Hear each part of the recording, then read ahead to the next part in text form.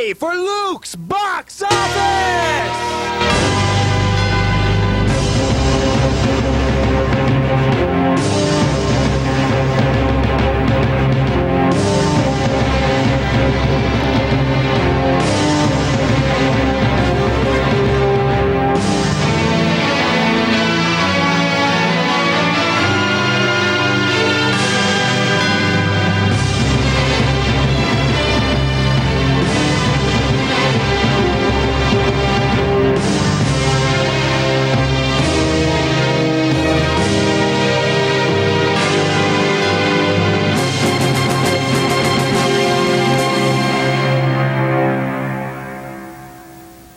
And welcome to this brand new season of Luke's Box Office. We're back again. This is our 4th season, meaning that we are the longest running TV series in CUTV history.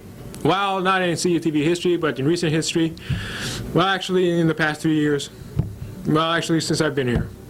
Anyways, yeah. So we call this is Luke's Box Office. We call it Luke's Box Office because I'm Luke, and this room looks like a box, and over there's an office. So we call it Luke's Box Office.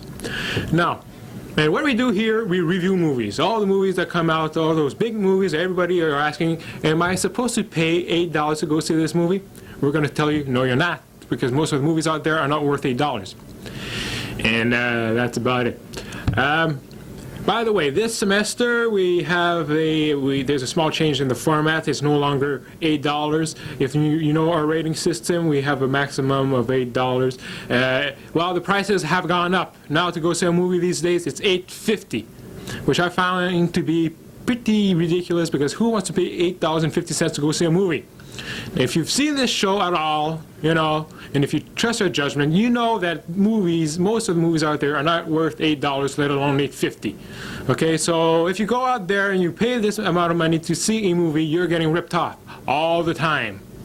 Okay, but still they get us to pay $8.50, and then you have to pay your popcorn. You know, a bag of popcorn, I think it's like $5 for a bag of popcorn, and then a Coke is like $3. I mean, geez, by the time you get out of there, you have to go, you know, sell yourself or something, because you got no more money. Anyways, that's it. This is Luke's Box Office, and we'll be back after this clip.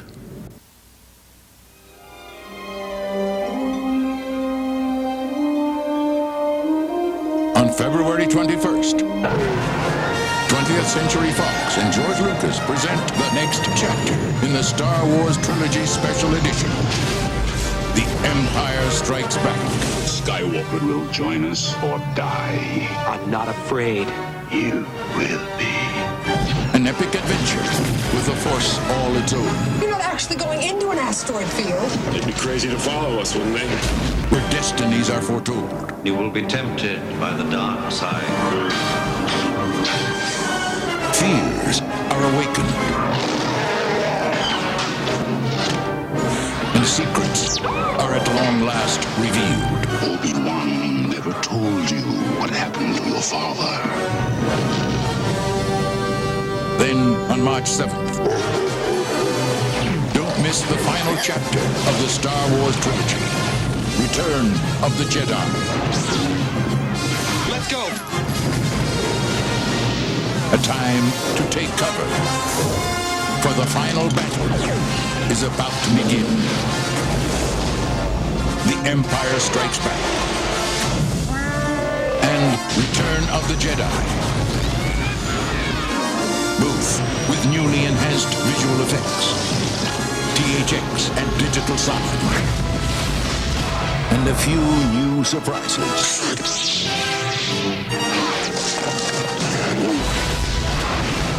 Join me. It is your destiny. The Star Wars Trilogy Special Edition. You haven't seen anything till you've seen everything.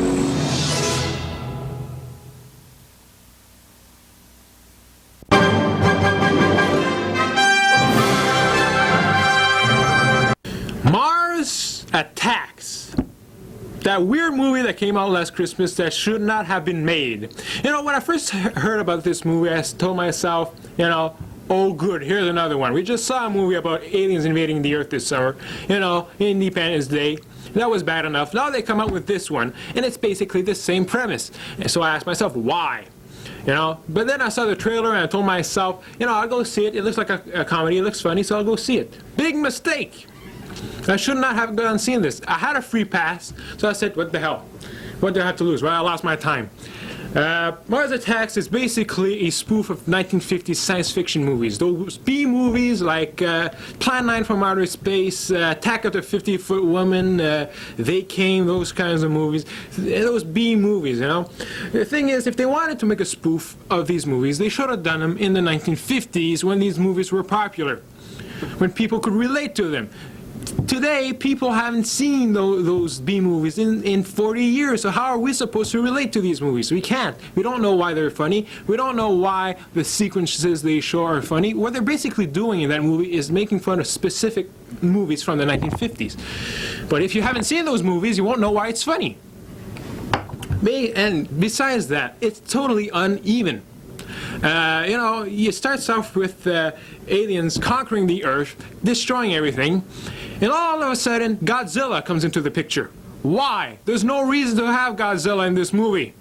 It's not a Godzilla movie. It's about Mars Attacks, the aliens invading the Earth.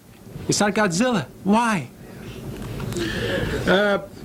Besides that, you know, you have things. Tom Jones is in this movie. You know, they meet up with him in Las Vegas, and all of a sudden he's a hero of the movie. You know why? The sound effects are really bad. I mean, that laser beams being shot at you. You know, that's really annoying.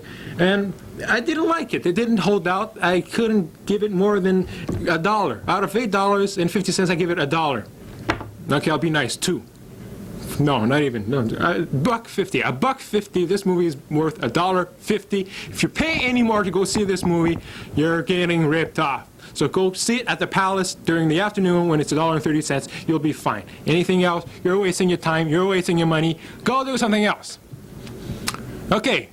Now here's a clip. You find it happens all the time, and then love will never do what you want it to. Why can't this crazy love be mine?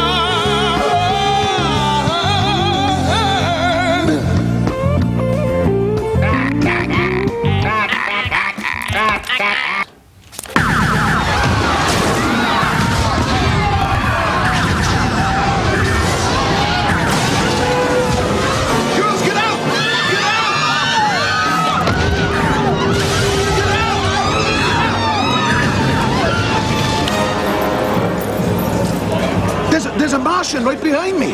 Hey, you're Tom Jones, right? It ain't unusual, eh? Tom, have an autograph? Anybody got a pen?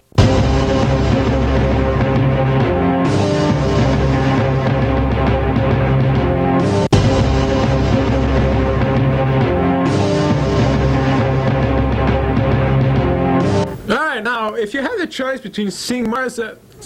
what's that? Hey, I'm here. Yeah, I hope so. Good. All right. Now, if you had the choice between seeing either Mars Attacks or Star Trek First Contact this last Christmas season, I hope you chose First Contact because it was a much better movie. And now, Star Trek movies have always been a joy of mine. When I see a Star Trek movie, I am in awe. So I had to go see this movie twice to make sure I wasn't being biased. Second time I went to see it, I was more critical, and again, I had the same impression. This is a good movie, basically for 5 reasons. First of all, Patrick Stewart, Mr. Jean-Luc Picard himself, the captain of the Enterprise, does a great job in this movie. We thought the guy was good. Yeah, exactly. See? Somebody agrees. If you thought that he was good in The Next Generation, well, think again. He is even better in First Contact. Put this guy in a context where he can actually rehearse his part before actually playing it, and the guy does a terrific job. The guy is a great actor. He talks well, he acts well, you believe what he's saying, and, you know, he's just phenomenal. Next, action. action. This is the most action-packed Star Trek movie since Star Trek II. If there's even more action in this movie.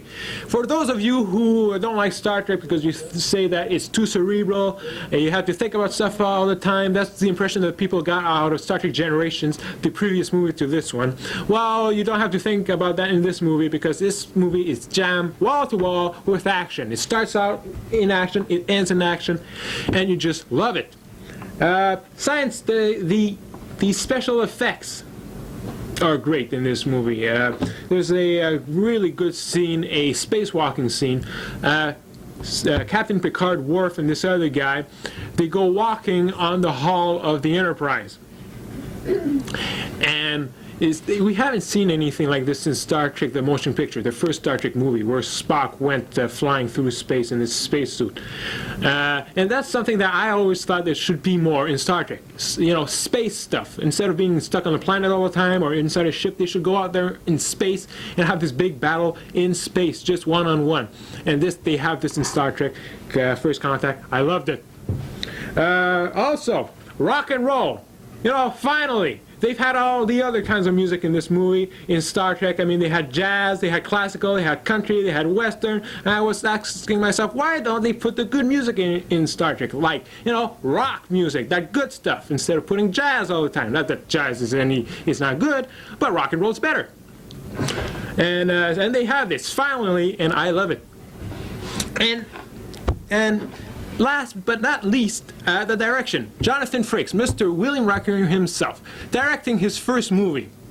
This is the first time he directed a movie. He directed TV before, Star Trek, The Next Generation, Voyager, Deep Space Nine. This is his first movie, and he did a terrific job. They should put him at the helm of the next Star Trek movie that will be coming out in a few years because he's great. He's as good as Leonard Nimoy was for Star Trek 3 and 4. So, is that a good movie? I hope by now you think I think it is. It's a really good movie. I give it around $6.50.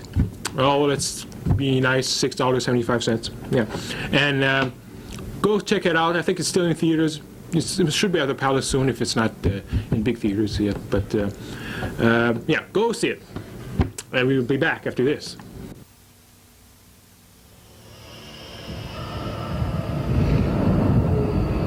It turns day into night,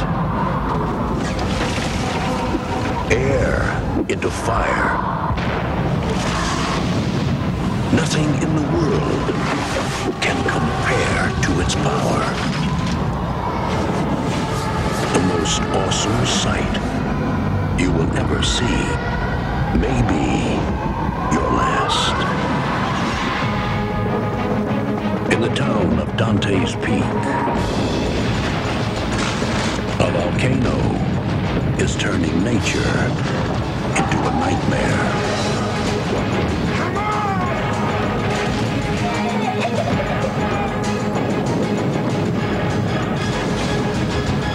Pierce Brosnan, Linda Hamilton. Oh my God.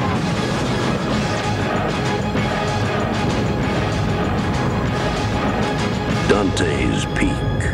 The pressure is building.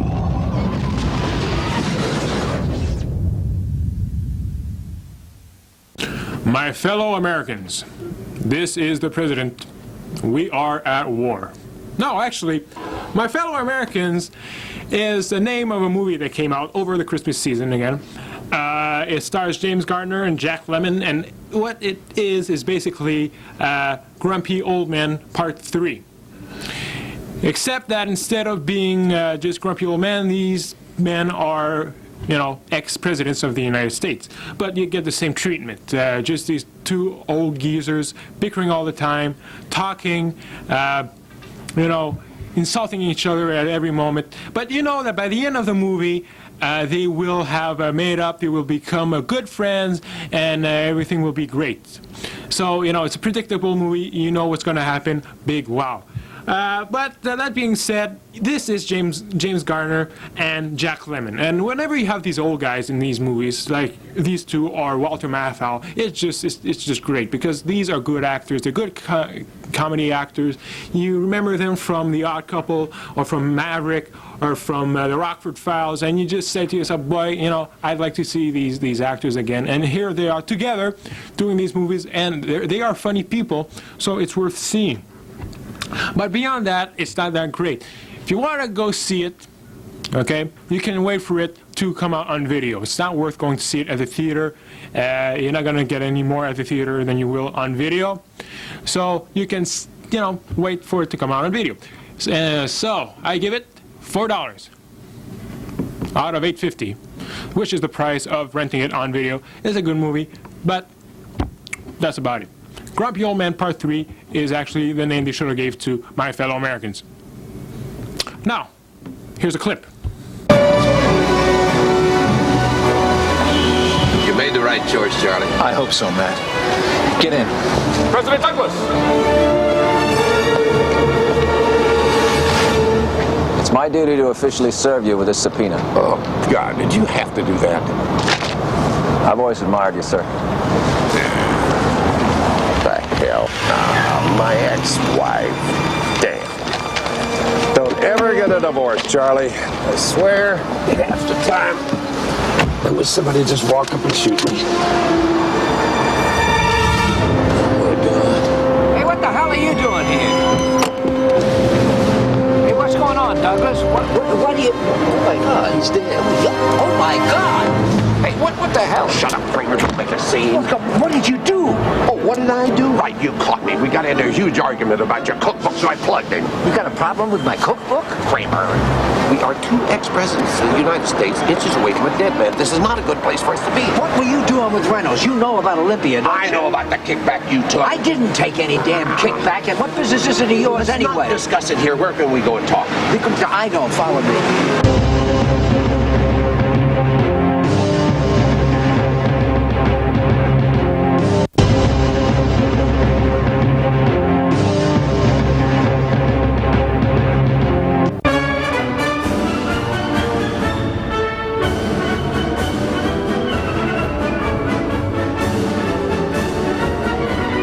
So in the past year, we have had 2 movies dealing with aliens invading the Earth, and I see a trend here. You know, I think there'll be more in the future. It's very possible. But this made me think of another movie. Actually, it's not a movie. It's a mini-series that was made in the 1980s dealing with the same subject, aliens invading the Earth. It's called V. And there was V, the original mini-series, which is here. It came out in 1983. And it was so popular that they came out in the next year with the V, the Final Battle, which was even more popular. And, you know, which basically concluded the first movie, the first miniseries. Now, what happens in this movie is that, in this miniseries, is that you have these aliens that come down to Earth, saying that they're here because they need our help. They're here on a mission of hope. They need some kind of minerals that the Earth has to revitalize their own planet, and in exchange they'll give us vital information about medicine and technology. And that people are very gullible, they fall for all this, and why shouldn't they? These aliens look like them, they talk like them, so why not? But as the series continues, we find out that this is not exactly what these aliens have in mind. After a while, these aliens become known as visitors. They're the visitors. And what the visitors want is to rid the planet of its water, because their own planet is running out of water. And they want to a whole bunch of the other stuff. I won't give you the plot, because then you won't like me, because I would have told you the plot of the miniseries. Then you won't want to go see it because you already know what happens in it, and you know you'll be mad at me. And who wants that? You know. But suffice it to say that these aliens become hostile, and the World War III breaks out. But this time it's the people versus the visitors, and it's really good. It's a really good miniseries. Now, it stars Faye Grant. What has she been in since then? I have no idea. Mark Singer, he's been around. You've seen him since, but not, Robert Englund. Freddy Krueger's in this movie. Not as Freddy Krueger, but he's in this movie. And Jane Badler, again, who is this person? They made V, then they didn't do anything anymore after that. So the final battle was, the original series was made in 1983, and it was 2 parts. And the reason they made it 2 parts is because they didn't have the money to make the whole series, and the whole series would have taken 5 parts to make. And the NBC wanted to make sure that the people liked the original miniseries before continuing the story with the final battle. And once that was done, they continued with it, and they made the final battle in 1984. And that was so popular that it begath, there's a big word right there, begath. It begath a weekly TV series starting in the fall of 1984. And that continued on for 1 season. They had 19 episodes, and I used to watch it every Friday night. Okay? I loved it. My parents wanted to see Dallas. Okay? I wanted to see V. So I had to tape it and watch it after. I wasn't very happy about that, but hey, what the hell. So now finally it's out on tape. I was waiting for this to come out on tape. The original series came out like 2 years ago, and the final battle came out a year ago. Now, if you want to get the whole series, buy them together. You can get them in packs now. The original series with the final battle in 1 pack, which is a lot cheaper. I bought this here, the original series, for about $30. Now, about this one, the final battle, for around $60. So total around $90. Now, if you get them in a pack together, you pay around $54, which really pisses me off because I paid $40 for these movies when I could have just waited a bit and I would have paid like $54. I mean, they should tell us these things in advance. Well, I guess that's not good marketing, but what the hell? I mean, geez, $40. Anyways, it's good. It's good. Rent it, buy it. If you haven't seen it, it's worth seeing. And I give it around, out of the $90 I paid for the whole set, I'd give it around $75. So it's a good purchase. Go out there, buy it, have fun. We'll be back after this.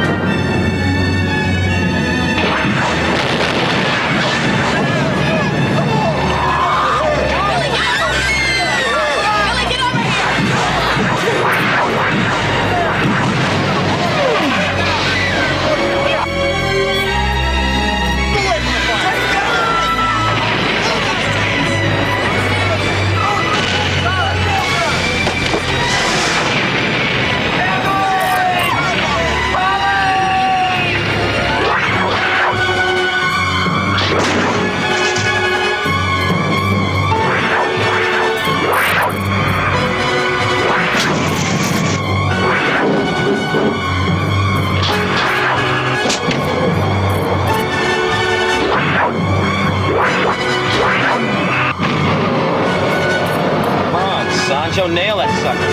I will, but I need a little luck.